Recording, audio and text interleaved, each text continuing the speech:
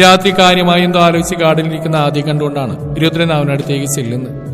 വൈദ്യർ മഠത്തിൽ നിന്ന് തിരിച്ചു വന്നതിന് ശേഷം ഒന്നിച്ച് സമയം ചെലവഴിക്കാനും മനസ്സുറന്ന് സംസാരിക്കാനൊന്നും ഇരുവർക്കും സമയം ലഭിച്ചിരുന്നില്ല. എന്നോട് ദേഷ്യം തോന്നുന്നുണ്ട് രുദ്ര? തൊട്ടുപുറകിലായി അവന്റെ സാന്നിധ്യം അറിഞ്ഞതും ആദ്യം തിരിഞ്ഞു നോക്കാതെ ചോദിച്ചു. രുദ്രൻ അവന്റെ അടുത്തേക്ക് വന്ന് നിന്നു. ഞാൻ കാരണല്ലേ എല്ലാം?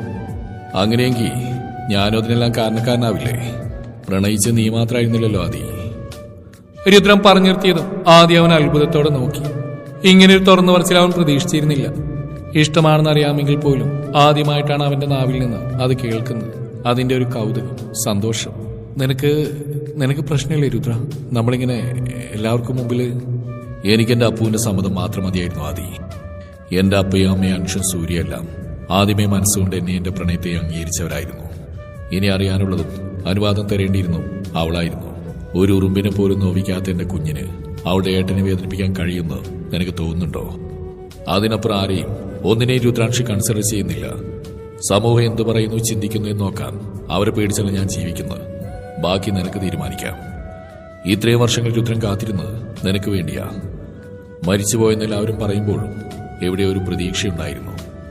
ഈ ലോകത്തിന്റെ ഏതൊരു കോണില് നീയുണ്ടെന്ന് ഞാൻ തേടി വരുന്നവൻ കാത്ത്.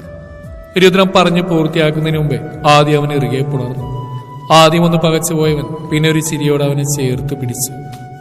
ആകാശത്ത് മിന്നിത്തിളങ്ങുന്ന 2 നക്ഷത്രങ്ങൾക്ക് പതിവിലും തിളക്കമായിരുന്നു ആ നിമിഷം. എന്നാണ് എന്റെ കിളിക്കുഞ്ഞിങ്ങനെ നിലാവ് നോക്കി നിൽക്കുന്നത്? ആദ്യം രുദ്രനെ നോക്കി പുഞ്ചിരിയോടെ റൂമിന്റെ ബാൽക്കണിയിൽ നിന്ന് അവളുടെ ഇടുപ്പിലൂടെ ചുറ്റിപ്പിടിച്ചുകൊണ്ട് സൂര്യൻ ചോദിച്ചത്. അവളൊരു ചിരിയോടെ ഗാർഡനിൽ നിൽക്കുന്ന ഇരുവരെയും കാണിച്ചു കൊടുത്തു. അവർക്ക് പരസ്പരം ഒരുപാട് ഇഷ്ടമാണല്ലേ സച്ചേട്ടാ? അവരിൽ നിന്നും കണ്ണെടുക്കാതെയായിരുന്നു പെണ്ണിന്റെ ചോദ്യം. ഒരുപാട്. മരണത്തെ പോലും തോൽപ്പിച്ച് ഒന്നായതല്ലേ. ആ പ്രണയത്തിന് ആഴം കൂടും. ആദ്യം തിരിച്ചു വന്നില്ലായിരുന്നെങ്കിൽ ഏട്ടൻ ഇന്നും തനിച്ച് ജീവിച്ച് തീർത്തേനെ. എന്നാൽ പോലും അവന് പകരം എന്നൊന്ന് ഏട്ടന്റെ ജീവിതത്തിൽ ഉണ്ടാവില്ല. അപ്പൊ സച്ചുവേട്ടനോ? അപ്പൊ പൊടുന്നതിനെ തിരിഞ്ഞുകൊണ്ട് അവന്റെ മുഖത്തേക്ക് നോക്കി. സൂര്യൻ അവളെ ഇടുപ്പിൽ ചുറ്റി ഒന്നുകൂടെ അവനിലേക്ക് ചേർത്ത് പിടിച്ചു. എനിക്ക് എന്റെ ഈ പാവം പെണ്ണില്ലേ, എവിടെ പോയി ഒളിച്ചാലും ഞാൻ തേടി വന്നേനെ, കണ്ടുപിടിച്ച് എന്റെ മാത്രമാക്കിയേനെ. സൂര്യൻ അവളുടെ കുഞ്ഞുമുഖം കയ്യിലെടുത്ത് നെറുകയിൽ ചുംബിച്ചു. അപ്പു അവന്റെ വലിയ കൈക്കുള്ളിൽ പതുങ്ങി നിന്നു. എനിക്ക് എന്തിഷ്ടമാണെന്ന് അപ്പു. ഇരു കണ്ണിലും കവിളിലുമെല്ലാം മുത്തിച്ചു ഒപ്പിക്കുമ്പോൾ അവൻ പതിയെ പറഞ്ഞു. ചുണ്ടുകൾ തമ്മിൽ അടുക്കുമ്പോൾ, ഒരിക്കലും അകലാത്ത വിധം തമ്മിൽ പ്രണയിക്കുമ്പോൾ അവളുടെ കൈകൾ നഗ്നമായ അവന്റെ ഇടുപ്പിലും പുറത്തുമായി മുറുകി. സൂര്യൻ അവളെ വാരിയെടുത്ത് ബാൽക്കണിയിൽ നിന്ന് റൂമിനുള്ളിലേക്ക് കയറി. ഒരഗ്നി പോലെയായിരുന്നു അവനും പ്രണയവും. അതിന്റെ ചൂടിൽ അവൾ വിയർത്തു കിതച്ചു. ഉടലെന്നാകെ അവൻ പടർന്നു കയറി ചുംബിച്ചുണർത്തുമ്പോൾ പലതവണ അവന്റെ പേരവൾ മന്ത്രിച്ചു. ആ രാവ് മുഴുവൻ പ്രണയത്തിന്റെ ആയിരുന്നു. തമ്മിലറിഞ്ഞ് ഒന്നായി അങ്ങനെ അങ്ങനെ. കാലത്തെ അലറിപ്പിടിക്കുന്നവന്റെ ശബ്ദം കേട്ടാണ് അജു മാൻഷനിലേക്ക് വരുന്നത്.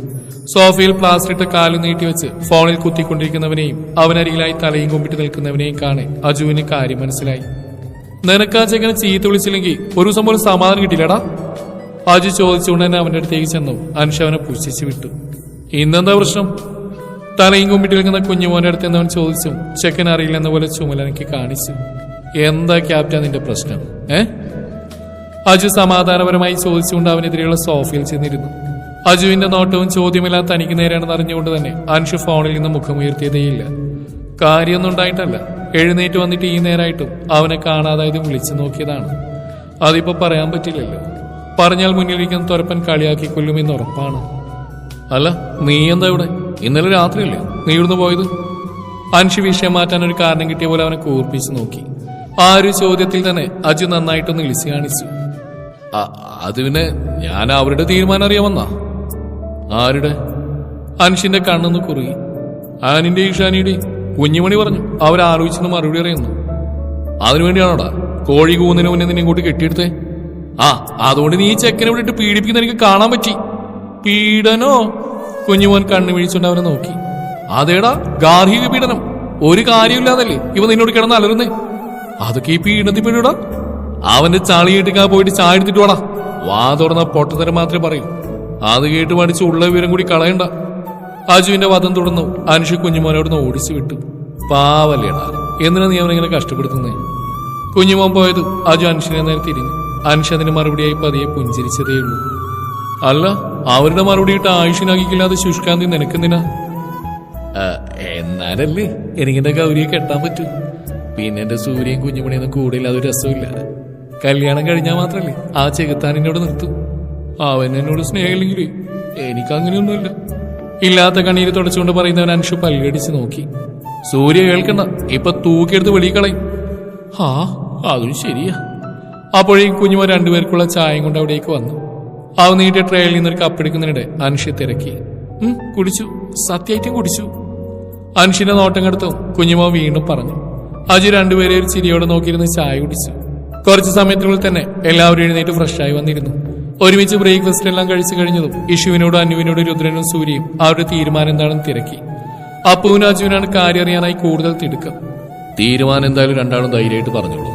നിങ്ങളുടെ ജീവിത ആരുടെ ഇഷ്ടത്തിനും നിർബന്ധത്തിനും വഴങ്ങിയൊന്നും തീരുമാനിക്കണ്ട. രുദ്രൻ പറഞ്ഞുകൊണ്ട് രണ്ടുപേരെയും നോക്കി. അന്നു, ഇഷു ആദിയും അപ്പുവിനെയും ഗൗരിയെയും നോക്കി. രണ്ടുപേരും കണ്ണു ചിമ്മി കാണിച്ചതും രണ്ടുപേരും വീണ്ടും സൂര്യനെയും രുദ്രനെയും നോക്കി. ഞങ്ങൾക്ക് സമ്മതമാണ് സർ. ഞങ്ങൾക്ക് ആരുമില്ലെന്ന് അവർക്കൊരു കുറവായി തോന്നില്ലെങ്കിൽ ഈ വിവാഹത്തിന് ഞങ്ങൾക്ക് സമ്മതം. ഇഷു പതിയെ പറഞ്ഞതും എല്ലാവരുടെ മുഖത്ത് ഒരുപോലെ പുഞ്ചിരി വിരിഞ്ഞു. ഡെസ്റ്റിനേഷൻ വെഡിംഗ് ആയിട്ടായിരുന്നു അജുവിന്റെയും ആയുഷിന്റെയും അഗിയുടെയും വെഡിംഗ് പ്ലാൻ ചെയ്തിരുന്നത്. ഗോവയിലുള്ള ഒരു ബീച്ച് റിസോർട്ടിൽ വെച്ച് അവർ മാത്രം പങ്കെടുക്കുന്ന കല്യാണം. വലിയ ആർഭാടങ്ങളും ബഹളങ്ങളൊന്നും ഇല്ലാത്ത സിമ്പിൾ വിവാഹം. അജുവിന്റെ വകയായിരുന്നു ഇങ്ങനെ ഒരു പ്ലാൻ. എന്തൊക്കെ പറഞ്ഞാലും കുടുംബത്തിൽ 4 മരണങ്ങൾ അടുപ്പിച്ച് നടന്നുകൊണ്ട് കൂടുതൽ ആഘോഷങ്ങളൊന്നും വേണ്ടെന്ന് അവർ തന്നെയാണ് തീരുമാനിച്ചത്. ഒരേപോലെയുള്ള സിമ്പിൾ പിങ്ക് പട്ടുസാരിയിൽ മിതമായ ഡയമണ്ട് ആഭരണങ്ങൾ ധരിച്ച് മിനിമൽ മേക്കപ്പിൽ അന്നു, ഇഷുവും ഗൗരി അതിസുന്ദരിമാരായിരുന്നു. ഇരുവർക്കുമുള്ള ആഭരണങ്ങളെല്ലാം അപ്പുവിന്റെ വകയാണ്. മൂവരൊന്നും വേണ്ടെന്ന് പറഞ്ഞ് ഒത്തിരി എതിർത്തെങ്കിലും സൂര്യനും രുദ്രനും പറഞ്ഞതും 3 അക്ഷരം പോലും എതിർക്കാതെ സ്വീകരിച്ചു. ഇതിനിടയിൽ ഗൗരിയുടെ അച്ഛനെയും അമ്മയെയും അജു അവളും കൂടി നേരിട്ട് എന്ന് യുവാൻ ക്ഷണിച്ചെങ്കിലും ഇരുവരും അവരെ ഇറക്കി വിട്ടു. അതോടെ ഇനി ഒരിക്കൽ പോലും അച്ഛനും അമ്മയുണ്ടെന്ന തോന്നൽ ആരെയും തിരക്കി അങ്ങോട്ട് ചെല്ലില്ലെന്ന് ഗൗരി ഉറപ്പിച്ചു. അജുവിന്റെയും അഗിയുടെയും ആയുഷിന്റെയും പെങ്ങളുടെ സ്ഥാനത്ത് നിന്നും അപ്പുവാണ് താലികെട്ടാൻ സഹായിച്ചത്. ആരും പറയാതെ തന്നെ അവൾ ആ സ്ഥാനം ഏറ്റെടുത്തും അജുവിന്റെ കണ്ണു നിറഞ്ഞുപോയി. അത്രമേൽ സ്നേഹത്തോടെ അജു അവന്റെ കുഞ്ഞുമണിയുടെ നെറുകയിൽ ചുംബിച്ചിരുന്നു. നമുക്കൊന്നുകൂടി കല്യാണം കഴിച്ചാലോ വിളിക്കുഞ്ഞേ? വിവാഹത്തിന് ശേഷമുള്ള ഫോട്ടോ എടുപ്പ് തകൃതിയായി നടക്കുന്ന നോക്കി നിൽക്കുന്ന അപ്പുവിന് പുറകിൽ നിന്ന് ഇറുകെ പോണതുകൊണ്ട് സൂര്യ ചോദിച്ചതും അവളൊരു ചിരിയോടെ അവനെ നോക്കി. LGT പിങ്ക് നിറത്തിലുള്ള നിറയെ പേൾ വർക്ക് ചെയ്ത സ്ലീവ്ലെസ് ഗൗണാണ് പെണ്ണിന്റെ വേഷം. കേൾ ചെയ്ത് ഭംഗിയാക്കി അഴിച്ചിട്ട മുടിയിഴകളും കഴുത്തിലും കാതിലും കയ്യിലുമെല്ലാം സിമ്പിൾ ഡയമണ്ട് ആഭരണങ്ങളുമൊക്കെയായി ഒരു പ്രിൻസസിനെ പോലെ. അൻഷിന്റെ ചോയ്സ് ആയിരുന്നു എല്ലാം. ഡ്രസ്സ് എടുക്കാൻ പോയപ്പോൾ സാരിയും ധാവണിയൊക്കെ കയ്യിൽ പിടിച്ചിരുന്നവളെ ബോട്ടിക്കിലേക്ക് കൂട്ടിക്കൊണ്ടുപോയി അവനാണ് ഈ ഡ്രസ്സ് ഡിസൈൻ ചെയ്യിപ്പിച്ചു. ഇന്നേ ദിവസത്തേക്ക് ഗോവയിൽ നിന്ന് തന്നെ ഒരു സെലിബ്രിറ്റി മേക്കപ്പ് ആർട്ടിസ്റ്റിനെ അറേഞ്ച് ചെയ്തത്. അപ്പോൾ ആദ്യമൊക്കെ എതിർത്ത് നോക്കിയെങ്കിലും എന്റെ അനിയത്തിയുടെ കല്യാണമോ കാണാനുള്ള ഭാഗ്യം ഉണ്ടായില്ല. അവൾ ആഗ്രഹിച്ച പോലെ വേഷത്തിൽ സൂര്യയുടെ ഒപ്പം ഒരു ഫോട്ടോയെങ്കിലും എടുത്ത് സൂക്ഷിക്കണം എന്നൊക്കെയുള്ള അൻഷിന്റെ സെന്റി ഡയലോഗിൽ അപ്പു വീണു. അവളുടെ കുഞ്ഞേട്ടന്റെ ആഗ്രഹം പോലെയാണ് നമ്മൾ ഒരുങ്ങിയിരുന്നത്. സൂര്യയുടെ ഡ്രസ്സും അൻഷിന്റെ സെലക്ഷൻ ആയിരുന്നു. White shirt and jean. അപ്പുവിന്റെ ഡ്രസ്സിന്റെ അതേ നിറത്തിലുള്ള പിങ്ക് ബ്ലേസർ. ഇരുവരും അത്രയും ഭംഗിയുണ്ടായിരുന്നു ആ വേഷത്തിൽ. രണ്ടാളും നിന്നേ കുറച്ച് ഫോട്ടോസും വീഡിയോസും എടുക്കട്ടെ. അൻഷു ആദ്യം പറഞ്ഞുകൊണ്ട് അവരുടെ അടുത്തേക്ക് വന്നു. കൂടെ ക്യാമറാമാനും ഉണ്ട്. സൂര്യനെ ഒരു ചിരിയോടെ അപ്പുവിനെ നോക്കി. അവളും കണ്ണു ചിമ്മി പുഞ്ചിരിച്ചതും അവൻ അവളെ നെഞ്ചിലേക്ക് അടക്കി പിടിച്ചു. കുറേയധികം ഫോട്ടോസും വീഡിയോസും എടുത്തു. ആദ്യം അൻഷു ആയിരുന്നു രണ്ടാൾക്ക് ഓരോ പോസ് പറഞ്ഞു കൊടുത്തിരുന്നു. അവരുടെ കപ്പിൾ ഫോട്ടോസിന് ശേഷം പിന്നെ എല്ലാവരും ഒന്നിച്ചുള്ള ഫോട്ടോ എടുപ്പായി. ഒരു ദിവസത്തിന്റെ പാതിയോളം ബീച്ചിൽ വെച്ചുള്ള വെഡിങ് സെലിബ്രേഷൻ തന്നെ ആയിരുന്നു. ഒരുപാട് പ്രശ്നങ്ങൾക്ക് ശേഷം എല്ലാവരും ഒന്നിച്ചേർന്നുള്ള മനസ്സ് നിറഞ്ഞുകൊണ്ടുള്ള ആഘോഷം. രാത്രി 3 കപ്പിൾസിനും ഫസ്റ്റ് നൈറ്റ് സെലിബ്രേറ്റ് ചെയ്യാൻ പ്രത്യേകം കോട്ടേജുകൾ ബുക്ക് ചെയ്തിരുന്നു. ഒപ്പം അൻഷിന്റെയും സൂര്യയുടെയും രുദ്രന്റെയും വക പിറ്റേന്ന് തന്നെ സിറ്റി ഓഫ് റൊമാൻസ് പാരീസിലേക്ക് 1 വീക്ക് ഹണിമൂൺ ട്രിപ്പും. അപ്പു അപ്പച്ചിയും കൂടി ചേർന്നാണ് പെൺപിള്ളേരെ 3 ഒരുക്കി അവരുടെ കോട്ടേജിൽ കൊണ്ടുപോയി വിട്ടത്. ഇഷുവിനും അനുവും നാണവും ഭയമൊക്കെ കൂടിച്ചേർന്നൊരു ഭാവമായിരുന്നെങ്കിൽ ഗൗരിയുടെ ചുണ്ടിൽ പ്രണയത്തിന്റെ ചുവപ്പായിരുന്നു. അപ്പൊ 3 ആൾക്കും ഓൾ ദി ബെസ്റ്റ്. അപ്പച്ചി കുറുമ്പോടെ പറഞ്ഞു. അപ്പുവിനെ ചേർത്ത് പിടിച്ചുകൊണ്ട് 3 പേരോടുമായി പറഞ്ഞതും അവളും ചിരിയോടെ ടാറ്റ കാണിച്ചു. പെണ്ണിനെ ഒന്ന് കൂർപ്പിച്ചു നോക്കി 3 ആൾ അവരവരുടെ കോട്ടേജിലേക്ക് പോയി. എന്നാ മോള് പോയി കിടന്നു, ഒത്തിരി ക്ഷീണിച്ചല്ലേ. അവരെ പറഞ്ഞു വിട്ടതിന് ശേഷം അപ്പച്ചി മീരെ സൂര്യയുള്ള കോട്ടേജിന് മുമ്പിൽ കൊണ്ടുവിട്ടുകൊണ്ട് പറഞ്ഞു, ഗുഡ് നൈറ്റ് സുധാമേ. അതിനുള്ളിലേക്ക് കയറുന്നതിന് മുമ്പ് ഒട്ടും പ്രതീക്ഷിക്കാതെ അപ്പു അങ്ങനെ പറഞ്ഞതും അപ്പച്ചി അവൾ അത്ഭുതത്തോടെ നോക്കി. പിന്നെ ചിരിയോടെ അവളുടെ കവിളിൽ തട്ടി പറഞ്ഞു. അപ്പച്ചി പോയത് അപ്പു വാതിൽ തുറന്ന് കോട്ടേജിനുള്ളിലേക്ക് കയറി. സച്ചിയേട്ടൻ എവിടെയെങ്കിലും പോവാണോ? ബാഗെല്ലാം പാക്ക് ചെയ്ത് റെഡിയായി നിൽക്കുന്ന സൂര്യനെ കണ്ടതും അപ്പു പതിയെ ചോദിച്ചു. സച്ചുവേട്ടൻ മാത്രമല്ല, എന്റെ ഈ കിളിക്കുഞ്ഞും കൂടെയാ പോകുന്നത്. സൂര്യൻ അവിടെ അടുത്തേക്ക് ചെന്ന് ഇരുതോളിലുമായി കൈവച്ച് നെറ്റിൽ തലയെന്ന് മുട്ടിച്ചുകൊണ്ട് പറഞ്ഞതും അപ്പു അത്ഭുതത്തോടെ അവനെ നോക്കി. ഇങ്ങനെ മേടിച്ച് നിൽക്കാതെ പെട്ടെന്ന് റെഡിയായിട്ട് വാ പെണ്ണെ. അവളുടെ കൈ നെറുകയിലൊന്ന് ചുണ്ടി ചേർത്തുകൊണ്ട് സൂര്യ പറഞ്ഞു നിർത്തിയതും കൂടുതൽ ചോദ്യങ്ങളൊന്നുമില്ലാതെ അവൾ അവൻ എടുത്തു വെച്ച ഡ്രസ്സ് എടുത്ത് വാഷ്റൂമിലേക്ക് കയറി. അവള് പോകുന്നത് നോക്കിയിരുന്നവന്റെ ചുണ്ടുകൾ അത്രമേൽ ഭംഗിയായി വിടർന്നു. ആ നിമിഷം തന്നെ സൂര്യന്റെ ഫോൺ റിങ് ചെയ്തു. ഹലോ, ഹാപ്പി ജേണി അളിയ. കോൾ എടുത്ത അൻഷിന്റെ ശബ്ദമാണ് കേട്ടത്. സൂര്യമേലെ ചിരിച്ചു. സൂര്യ, അവളെ ശ്രദ്ധിക്കണം. അടുത്ത നിമിഷം രുദ്രന്റെ കരുതലോടെയുള്ള സ്വരവും കേട്ടു. ഉറപ്പായിട്ടും ഏട്ടാ. എന്നാ പിന്നെ വൈകണ്ട, ചോപ്പർ പുറത്ത് വെയിറ്റ് ചെയ്യുന്നുണ്ട്. രണ്ടുപേരും സന്തോഷമായിട്ട് പോയിട്ട് വാ. അത് പറയേണ്ടത് ഞങ്ങളല്ലേടാ, ഞങ്ങളുടെ അനിയത്തിയെ പൊന്നുപോലെ നോക്കുന്നതിന്. നിങ്ങളുടെ അനിയത്തി സൂര്യനാരായണന്റെ ജീവനാണ് മിസ്റ്റർ രുദ്രാൻഷ് അയ്യർ. മീശയൊന്ന് പിരിച്ച സൂര്യ അതിന് മറുപടി അറിഞ്ഞുകൊണ്ട് കോള് കട്ട് ചെയ്തു. അപ്പോഴേക്ക് അപ്പു റെഡിയായി വന്നിരുന്നു. ഒരു സിമ്പിൾ സ്കൈ ബ്ലൂ ഫ്ലോറൽ ഫ്രോക്കാണ് അവളുടെ വേഷം. സൂര്യൻ അവളുടെ അടുത്തേക്ക് ചെന്ന് തോളിലൂടെ കൈയിട്ട് ചേർത്ത് പിടിച്ചു. പോയാലൊന്ന് ഏട്ടന്മാരോട് പറയാതെ എങ്ങനെയാ? അതൊക്കെ പറഞ്ഞിട്ടുണ്ടടാ. ആക്ച്വലി ഇത് അവരുടെ സർപ്രൈസ് ഗിഫ്റ്റാണ്, അവരുടെ കുഞ്ഞു പെങ്ങൾക്ക് വേണ്ടിയുള്ള സമ്മാനം. ഭാഗ്യം ചെന്നിട്ട് വീഡിയോ ചെയ്യാം, വാ. സൂര്യൻ പറഞ്ഞുകൊണ്ട് അവളെയും കൂടി പുറത്തേക്ക് നടന്നു. ഇരുവർക്കും പോവാനുള്ള ചോപ്പർ കാത്തു നിൽക്കുന്നുണ്ടായിരുന്നു. അവൻ അവളെയും കൊണ്ട് അതിലേക്ക് കയറിയതും വലിയൊരു ശബ്ദത്തോടെ അത് പറന്നുയർന്നു. മുൻപ് പോയതുപോലെ ഒരു ഐലൻഡിലേക്കാണ് സൂര്യൻ അപ്പുവിനെയും കൂട്ടി പോയത്. 7 ദിവസങ്ങൾ അവരിരുവരും മാത്രമായിട്ടുള്ള കുറച്ച് നിമിഷങ്ങൾ. ഹണിമൂൺ ആഘോഷിക്കാനെത്തിയ പല രാജ്യങ്ങളിൽ നിന്നുമുള്ള കുറേയധികം കപ്പിൾസ് അവിടെ ഉണ്ടായിരുന്നു. എല്ലാവരും അവരവരുടേതായ ലോകത്താണ്. അപ്പു ആദ്യമായി കാണുകയാണ് അതുപോലൊരു ലോകം. പല ആളുകൾ, പല ഭാഷകൾ, പല രീതിയിലുള്ള വസ്ത്രധാരണങ്ങൾ, പലവിധമുള്ള ഭക്ഷണങ്ങൾ. സൂര്യന്റെ ഉദയവാസ്തവമയെല്ലാം കണ്ട് കുറേയേറെ ദിവസങ്ങൾ. ആ ദിവസങ്ങളിൽ അവൾ ഒരുപാട് മാറി. ഈ പൂച്ചത്തിൽ ചിരിക്കാനും ചോദ്യങ്ങൾ ചോദിക്കാനെല്ലാം പഠിച്ചു. പരിചയമില്ലാത്തവരെ കാണുമ്പോഴുള്ള വിറയലും പേടിയും ഇപ്പൊ അവളിലില്ല. കണ്ട് ശീലമായി പോയിരുന്ന എല്ലാം സൂര്യനും അത്രയേ വേണ്ടു. നേരെ നന്നായി വെളുത്തതും സൂര്യൻ മേലെ കണ്ണു തുറന്നു നോക്കി. അവന്റെ നെഞ്ചിലെ ചൂടിൽ അപ്പോഴും സുഖമുള്ള മയക്കത്തിലായിരുന്നവൾ. പുലരുവോളം നീണ്ടുനിന്ന പ്രണയവേഴ്ചകളുടെ ക്ഷീണം. തന്റെ പ്രണയത്തിൽ ഒരു വാഗപ്പൂവിനോളം ചുവന്നു തൊടുത്ത പെണ്ണ്. സൂര്യൻ മുഖം കുനിച്ച് അവളുടെ നെറുകയിൽ ചുംബിച്ചു. ഒരു ചെകുത്താന്റെ പ്രണയം മുഴുവൻ ഏറ്റുവാങ്ങി തളർന്നുപോയ കിളിക്കുഞ്ഞ്. സൂര്യൻ അവളെ കാണുന്ന ഓരോ നിമിഷം അടക്കി വെക്കാൻ കഴിയാത്തത്രയും പ്രണയം തോന്നി. പെട്ടെന്ന് തോന്നിയൊരു കുസൃതിയിൽ സൂര്യൻ അവളുടെ മാറിലേക്ക് മുഖമമർത്തി. അപ്പോൾ ഒരു ചിരിയോട് അവന്റെ തലയിൽ അമർത്തി പിടിച്ചു. സച്ചേട്ടാ, എന്താടി എനിക്ക് ഇക്ലിയാവുന്നു. ശരിക്കും? സൂര്യൻ ഒന്നുകൂടെ അവൾ അടക്കി പിടിച്ചു. അപ്പു ചിരിയോട് അവന്റെ മുഖം പിടിച്ച് ഉയർത്താൻ നോക്കി. അടങ്ങിക്കിടക്ക് പെണ്ണേ, ഇന്ന് തിരിച്ചു പോകേണ്ടതാ. ഇനി എപ്പോഴാ ഇതുപോലെ എന്റെ കിളിക്കുഞ്ഞിനെ തനിച്ച് കിട്ടാന്ന് പോലും അറിയില്ല. സൂര്യൻ പറയുന്നതിനൊപ്പം അവളുമായി ഒന്നും അറിഞ്ഞു. 7 രാവും പകലും ഇങ്ങനെ ഒരു ഉടലായി കഴിഞ്ഞിട്ട് ഇപ്പൊ തിരിച്ചു പോകുന്ന ഓർക്കുമ്പോഴാ, ഓ ഗോഡ്, ഐ കാന്റ്. നിരാശയോടെയുള്ള അവന്റെ പറച്ചിലിൽ അപ്പു പതുങ്ങി ചിരിച്ചുപോയി. അവളുടെ ചിരിയിൽ തുളുമ്പി വരുന്ന പ്രണയത്തോടെ സൂര്യൻ വീണ്ടും അവളിലേക്ക് ചാഞ്ഞു. ഇനിയും ആവർത്തിക്കപ്പെടാൻ തോന്നിപ്പോകുന്ന നിമിഷങ്ങൾ. അവന്റെ ഓരോ സ്പർശനത്തിലും ചുംബനങ്ങളിലും അവൾ തരളിതയായി. ഒരു വാഗപ്പൂവിനോളം ചുവന്നു തുടുത്തു. ആർദ്രമായ പ്രണയത്തിൽ ഒരു ചെകുത്താന്റെ വന്യത കൂടി കലർന്നതും അവൾ ഒന്നാകെ തളർന്നുപോയി. എന്നിരുന്നാലും അവനെ പൂർണ്ണമായിട്ടും വഹിക്കാൻ അവളുടെ ഉടലിനെ കഴിയും. ഒരാഴ്ചത്തെ ഹണിമൂണെല്ലാം അടിച്ചുപൊളിച്ച് 4 കപ്പിൾസും തിരിച്ചെത്തി. ആയുഷിനും അഗിക്കൊപ്പം പോകുമ്പോൾ ഉണ്ടായിരുന്ന ഇഷു അന്നുമെല്ലാം തിരിച്ചെത്തുമ്പോൾ പാതിയെ പ്രണയിച്ചു തുടങ്ങിയ തിളക്കം അവരുടെ കണ്ണിലും മുഖത്ത് ഒരുപോലെ നിറഞ്ഞു നിന്നു. വിവാഹം കഴിഞ്ഞുകൊണ്ട് ഇഷു അന്നുവരുടെ കൂടെ ഫ്ളാറ്റിലേക്ക് മാറി. അജുവും ഗൗരിയും മാൻഷനിൽ തന്നെയാണ്. അവൻ കൂടെയില്ലാതെ തങ്ങളുടെ കുടുംബം പൂർത്തിയാവില്ലെന്ന് രുദ്രനും മനുഷ്യനും സൂര്യനും ഒരുപോലെ അറിയാം. അജു പോണെന്ന് പറഞ്ഞാൽ പോലും അവരാരും അവനെ പറഞ്ഞുവിടില്ല. ആര്യനും അജിത്തും മുമ്പ് തീരുമാനിച്ച പോലെ ജർമ്മനിയിലുള്ള ഹോസ്പിറ്റലിൽ ജോയിൻ ചെയ്തു. പോവേണ്ട എന്ന് എല്ലാവരും പറഞ്ഞു നോക്കിയെങ്കിലും കുറച്ചു കാലം ഇവിടെ നിന്ന് മാറി നിൽക്കണമെന്നുള്ള തീരുമാനത്തിൽ അവർ ഉറച്ചു നിന്നപ്പോൾ ആരും പിന്നെ എതിർത്തില്ല. രണ്ടുപേരും ജർമ്മനിയിലാണിപ്പോൾ. ഇതിനിടയിൽ ആദ്യ രുദ്രനെ ഒരുമിച്ച് ജീവിക്കാനുള്ളവരുടെ തീരുമാനം എല്ലാവരെയും ഒന്നിച്ചറിയിച്ചു. അപ്പയുടെയും അമ്മയുടെയും ഫോട്ടോ മുമ്പിൽ വെച്ച് പ്രിയപ്പെട്ടവരെ മാത്രം സാക്ഷി നിർത്തി രണ്ടുപേരും വെഡിങ് റിങ്ങുകൾ പരസ്പരം അണിയിച്ചു. അതെ, ഏട്ടനും അനിയത്തി ഇങ്ങനെ കരഞ്ഞോണ്ടിരുന്നാലേ ഫ്ലൈറ്റ് അതിന്റെ പാട്ടിന് പോകുകയെ. അൻഷിനെ ഇറുകെ പിടിച്ച് കണ്ണീർ വാർക്കുന്നവളെ കാണെ അജു പറഞ്ഞു. അൻഷി ഇന്ന് ലീവ് കഴിഞ്ഞ് തിരിച്ചു പോവുകയാണ്. റിസൈൻ ചെയ്യാൻ തീരുമാനിച്ചിരുന്നുവെങ്കിലും 1 വർഷം കൂടി ആർമിയിൽ തുടരാനാണ് അവന്റെ പ്ലാൻ. പക്ഷെ പെണ്ണിന്റെ കരച്ചിൽ കാണുമ്പോൾ പോവാൻ അവന് തോന്നുന്നില്ല. ഒരേ സമയം അവന് സന്തോഷവും സങ്കടവും തോന്നുന്ന നിമിഷമായിരുന്നത്. മുമ്പൊരിക്കലും ലീവ് കഴിഞ്ഞ് തിരികെ പോകുമ്പോൾ ഇതുപോലെ കരഞ്ഞു വിളിച്ച് കാത്തിരിക്കാൻ ആരും ഉണ്ടായിട്ടില്ല. ആദ്യമായി അറിയുന്ന ആ സ്നേഹത്തിന് പോലും മധുരം. അപ്പോൾ ആ നിമിഷം കുഞ്ഞു പെങ്ങൾ മാത്രമായിരുന്നില്ല അൻഷിന്. അമ്മയെയും അവൻ അവളിൽ തന്നെ കണ്ടു. അപ്പു, മതി.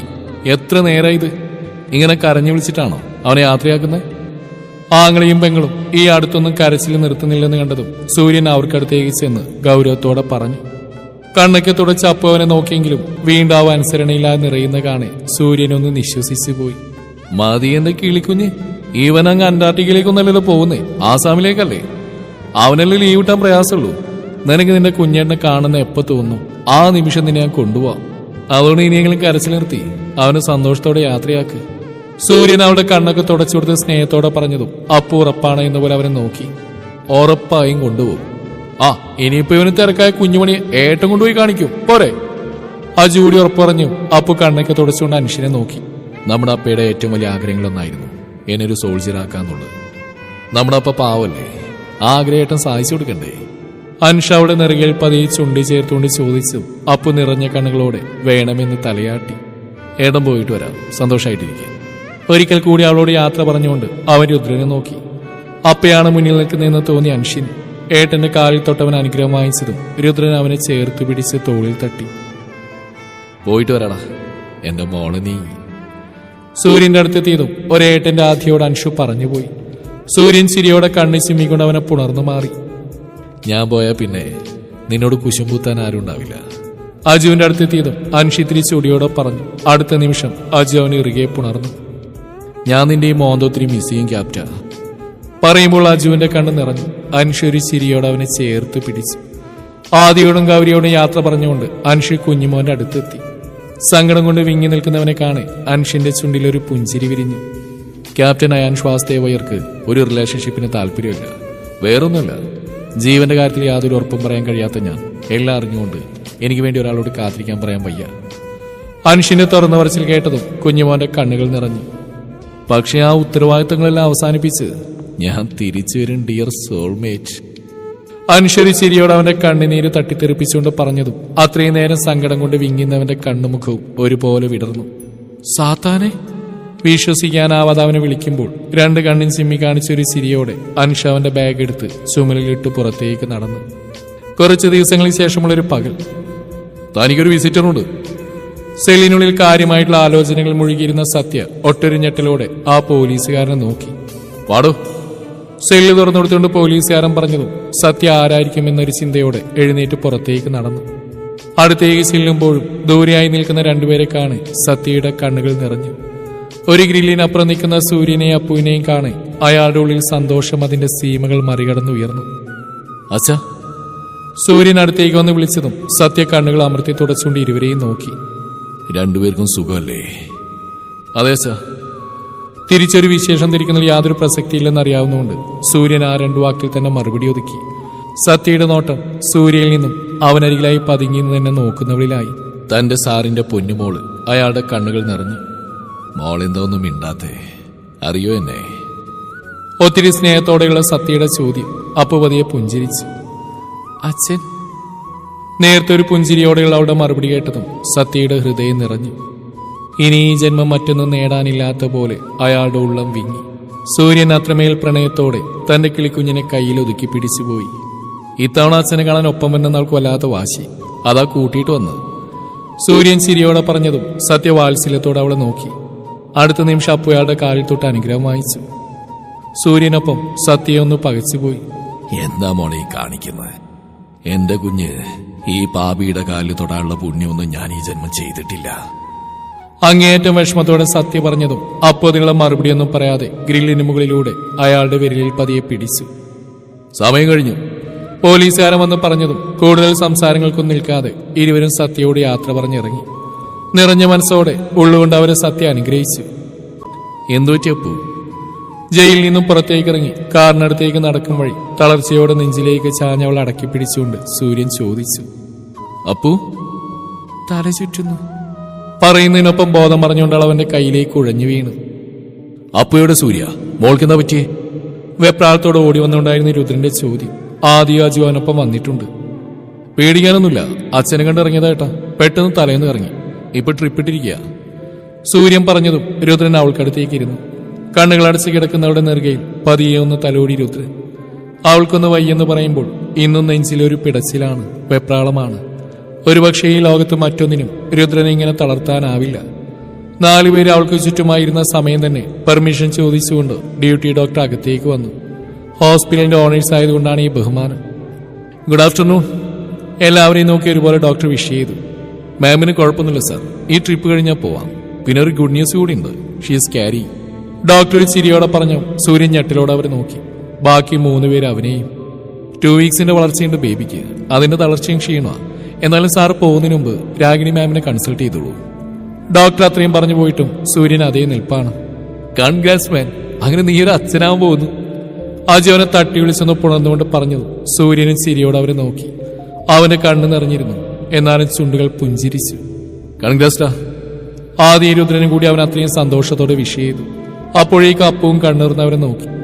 എല്ലാത്തിന്റെയും ബഹളം കാരണം കൊച്ചിന്റെ ഉറക്കം പോയതാണ്. നീ തന്നെ അവളോട് പറഞ്ഞേക്ക്. ഞാൻ എന്തായാലും അൻഷിനെ ഒന്ന് വിളിക്കട്ടെ. രുദ്രൻ സന്തോഷത്തോടെ സൂര്യയുടെ തോൾ തട്ടി പറഞ്ഞുകൊണ്ട് പുറത്തേക്ക് പോയി. പുറകെ വാലുപോലെ ബാക്കി രണ്ടും. സച്ചുവേട്ടൻ എന്തിനാ കരഞ്ഞേ? അടുത്തേക്ക് വരുന്നവന്റെ കലങ്ങി നിറഞ്ഞ കണ്ണുകൾ കാണെ അപ്പു അവനെ സംശയത്തോടെ നോക്കി. അടുത്ത നിമിഷം സൂര്യൻ അവൾ ഇറുകെ പുണർന്ന് മുഖമൊന്നാകെ ചുംബിച്ചു. സച്ചുവേട്ടാ, എന്റെ കിളിക്കുഞ്ഞൊരു അമ്മയാൻ പോവാ. ഞാനൊരു അച്ഛനും. അവളെ ഞെക്കി പൊട്ടിക്കും പോലെ പുണർന്നുകൊണ്ട് അവൻ പതിയെ പറഞ്ഞതും കേട്ടത് വിശ്വസിക്കാനാവാതെ മീര അവനെ നോക്കി. സത്യാണോ? സത്യം. എന്റെ അപ്പുവാണേ സത്യം. അവളുടെ നെറുകയിൽ ചുംബിച്ചുകൊണ്ട് അവൻ പതിയെ പറയുമ്പോൾ അപ്പു കരഞ്ഞുകൊണ്ട് അവന്റെ നെഞ്ചിൽ മുഖമമർത്തി. സൂര്യൻ ഒരു ചിരിയോടെ അവൾ അടക്കി പിടിച്ചു. അപ്പുവിനെ ഡോക്ടർ രാഗിനെ കാണിച്ചതിന് ശേഷമാണ് അവർ മാൻഷനിലേക്ക് തിരിച്ചത്. അപ്പോഴേക്കും വിവരമറിഞ്ഞ് ഇഷുവും അന്നുവും ചെറിയമ്മയൊക്കെ അവിടെ എത്തിയിരുന്നു. ഡ്യൂട്ടി കഴിഞ്ഞ് ആയുഷ്വാഗിയും കൂടി വന്നതും ചെറിയൊരു ഉത്സവം തന്നെയായിരുന്നു അവിടെ. അമ്മമാരുടെയും പെമ്പിളുടെയുടെ ഒപ്പം പോയവളെ സൂര്യനെ പിന്നെ കാണാൻ കിട്ടിയത് രാത്രിയാണ്. കൺഗ്രാറ്റ്സ് അളിയ, അങ്ങനെ നീ എന്നൊരു മാമനാക്കിയല്ലേ? വീഡിയോ കോളിൽ നിന്ന് കുറുമ്പോടെയുള്ള അൻഷിന്റെ ചോദ്യം കേൾക്കെ അപ്പു നാണത്തോടെ സൂര്യയുടെ നെഞ്ചിൽ പതി. ഏട്ടന്റെ കുട്ടിക്ക് നാണം വന്നോ? അൻഷു മനസ്സ് നിറയുന്ന ചിരിയോടെ അവളെ നോക്കി. മറുപടി പറയാതെ ഒന്ന് കണ്ണ് ചിമ്മിയതയുള്ളവൾ. നീ വന്നേയുള്ളൂ? അതേടാ, ഫോൺ കൈ കിട്ടിയപ്പോഴാ ഏട്ടന്റെ മെസ്സേജ് ഉണ്ട്, അപ്പൊ തന്നെ വിളിച്ചു. അൻഷാവിന്റെ ക്യാപ്പ് തലയിൽ നിന്നെടുത്ത് ടേബിൾ വെച്ചുകൊണ്ട് പറഞ്ഞു. ഏട്ടമലം കഴിച്ചോ? ഇല്ലട കുഞ്ഞെ, മെസ്സിലേക്ക് പോകണം. ഇത്രയും സന്തോഷമുള്ള ഒരു വാർത്ത അറിഞ്ഞിട്ട് ഏട്ടന്റെ മോളെ കാണാതെ എങ്ങനെയാ പോകുന്നത്? ചോദിക്കുമ്പോൾ അൻഷിന്റെ കണ്ണു നിറഞ്ഞു. ഗായിമയും ഉണ്ടായിരുന്നെങ്കിലെന്ന് അവൻ ശരിക്കും ആഗ്രഹിച്ചു പോയി. ശരിയാണോ, എന്നാ കിടന്നോ, ലേറ്റ് ആവണ്ട. ഞാൻ മോർണിംഗ് വിളിക്കാം. Good night Appu. അവൻ ധൃതിയിൽ പറഞ്ഞതും അൻഷിന്റെ മാറിയ മുഖത്തു നിന്ന് തന്നെ സൂര്യൻ അവന്റെ ചിന്ത എന്താവെന്ന് ഊഹിച്ചു. കൂടുതൽ സംസാരത്തിൽ നിൽക്കാതെ സൂര്യൻ പിന്നെ ഗുഡ് നൈറ്റ് പറഞ്ഞ് കോള് കട്ട് ചെയ്തു.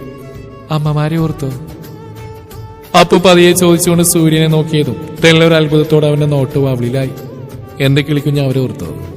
താഴെയുള്ള 2 ഫോട്ടോ ഇല്ലാതെ എനിക്കൊന്നും അറിയില്ലല്ലോ. സങ്കടത്തോടെയുള്ള അവളുടെ പറച്ചിലിൽ സൂര്യന്റെ നെഞ്ചുമൊന്ന് പെടഞ്ഞു. സാരമില്ല, ഇപ്പൊ അതൊന്നും എന്റെ അപ്പു സങ്കടപ്പെടേണ്ട. ഒരുപാട് സന്തോഷമുള്ള ദിവസമല്ലേ ഇന്ന്. ഒരു രാത്രി ഓടിപ്പാഞ്ഞ് എന്റെ നെഞ്ചിലേക്ക് വന്ന് വീണവൾ ഇന്ന് എന്റെ ഭാര്യയായി, ഇപ്പൊ എന്റെ കുഞ്ഞിന്റെ അമ്മയായി. സൂര്യൻ അവളുടെ നെറുകയിൽ ചുംബിച്ചുകൊണ്ട് പറഞ്ഞു. അന്ന് സച്ചുവേട്ടനോട് കള്ളം പറഞ്ഞാലേ? പെട്ടെന്ന് എന്തോർത്തു പോലുള്ള അവളുടെ ചോദ്യത്തിൽ സൂര്യയുടെ മുഖമൊന്ന് ചുളിഞ്ഞു. നമ്മുടെ കല്യാണം അന്ന് സച്ചുവേട്ടൻ പറഞ്ഞിട്ടല്ലേ നടന്നേ? ഒട്ടും പ്രതീക്ഷിക്കാതെയുള്ള അവളുടെ ചോദ്യത്തിൽ അവനൊന്ന് പരിങ്ങി. അല്ലേ, അതല്ലേ സത്യം? ചോദ്യം ചോദിക്കുന്നില്ലെന്ന് പരാതി പറഞ്ഞ് ഇപ്പൊ അവള് ചോദിക്കുന്ന കേട്ടില്ലേ? ഒന്ന് പതറിപ്പോയെങ്കിലും അടുത്ത നിമിഷം സൂര്യൻ അവളെ കള്ളഗൗരവത്തോടെ നോക്കി. അവന്റെ വെപ്രാളം കണ്ട അപ്പു പതുങ്ങി ചിരിച്ചതും സൂര്യനും ചിരിയോടെ അവളെയും കൊണ്ട് ബെഡിലേക്ക് വീണു. എന്റെ കിളിക്കുഞ്ഞ്, നിന്നെ ഞാൻ. അവളെ നെഞ്ചിലെ ചൂടിലേക്ക് ഒതുക്കി പിടിച്ച് കിടക്കുമ്പോൾ അവൻ പതിയെ പറഞ്ഞു. ഈ കഥ ഇവിടെ അവസാനിക്കുകയാണ്.